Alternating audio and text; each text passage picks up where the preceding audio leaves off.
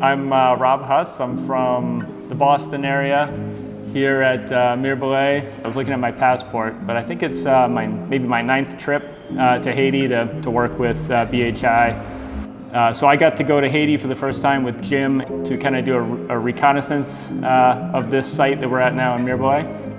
And I expressed to Jim, I'd love to volunteer and help in any way I could. And he took me up on that. When I first got here and saw the site of the hospital was here but not yet open. Now being here many years later and seeing how many people that the hospital serves on a daily basis and the incredible need for this hospital here in this area is just mind-blowing. It's really hard to believe that it wasn't here before, and to think that how far people had to go to get treated. So it's an amazing place. I'm humbled to be a part of anything here related to it where I can help out a little, this community. In the 7 or 8 years I've been coming here, we've done a lot of nurses stations. Initially, we were just getting the material delivered in kind of a raw form. That was a little tricky.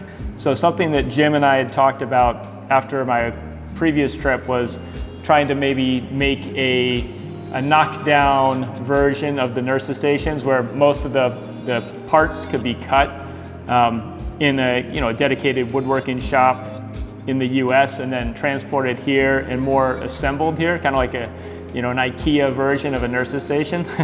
That was our first experience doing it that way this trip, and it definitely made the process a little smoother, and everything's gone together really well. All in all, it should be pretty close to perfect when it's done. That's our goal.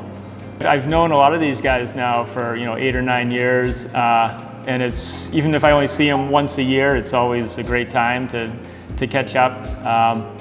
And when I first started coming, I was unclear what was more important, getting the work done, that Jim assigned to me, or slowing down a little bit and mentoring and teaching some of the guys that really weren't carpenters yet but wanted to learn. I think now I'm a little bit better at that. I know, where I can, kind of set the guys free to do things on their own, and then there's places where, ooh, this is a good teaching moment. I'm going to slow it down and really explain as clearly as I can.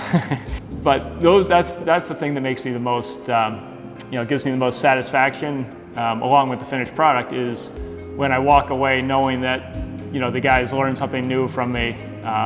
That's just a bonus, really, and really important. Feel like when I'm here, I'm grounded.